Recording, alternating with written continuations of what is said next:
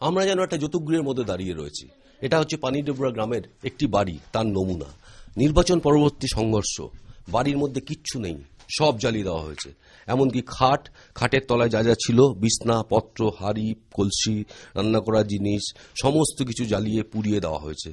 যে ফ্যানটা এখানে ব্যবহার করতো, কিছু কিছু বাড়ির এখানে ইলেকট্রিসিটি রয়েছে, ফ্যান অবধি ভেঙে পুড়িয়ে দেওয়া হয়েছে, বেঁকিয়ে দেওয়া হয়েছে, যাতে ফ্যান পরবর্তীকালে না ব্যবহার করতে পারে।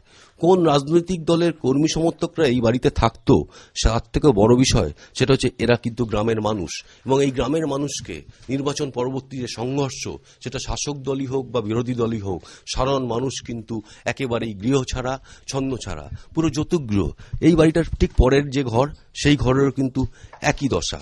অর্থাৎ যাতে এই গ্রামের মানুষ এই বাড়িতে যাতে আর ফিরতে না পারে, যাতে বাসযোগ্য না হয়, তার জন্য যা যা করার সবকিছুই করে দেওয়া হয়েছে। এবং তারপর হচ্ছে অকথ্য অত্যাচার, বন্দুক দিয়ে গুলি করার হুমকি দেওয়া হয়েছে, এমনকি বাচ্চাদেরকে বোম মারা হয়েছে। আগুন জ্বালানোর পর যাতে ঘর থেকে বেরোতে না পারে কোনো মানুষজন, বাইরে থেকে দরজা বন্ধ করে দেওয়া হয়েছে, সশস্ত্রভাবে গেটে পাহারা দেওয়া হয়েছে, যাতে পুড়ে মরে এই ঘরের মধ্যে, এই গ্রামগুলোর মধ্যে। এরকম একটা পরিস্থিতি, আতঙ্কের পরিবেশ সমস্ত পানিডোবরা গ্রাম জুড়ে। কোনো রাজনৈতিক দলের কর্মী সমর্থকরাই কিন্তু ছাড়া পায়নি। শাসক দলের আক্রমণের পর বিরোধী দলের আক্রমণ পাল্টা আক্রমণ। সব থেকে বড় বিষয়, গ্রামের মানুষজন এখন খেতে পাচ্ছে না, তাদের থাকার জায়গা নেই, পড়ার জায়গা নেই, জামা কাপড় নেই। তারা দূরে কিছু কিছু সরকারি সাহায্য, কোথাও কোথাও রাজনৈতিক দলের সাহায্যে তারা পাশের গ্রামগুলোতে আত্মীয় স্বজনদের বাড়িতে গিয়ে আশ্রয় নিয়েছেন, এবং সেখানেই তারা থাকছেন।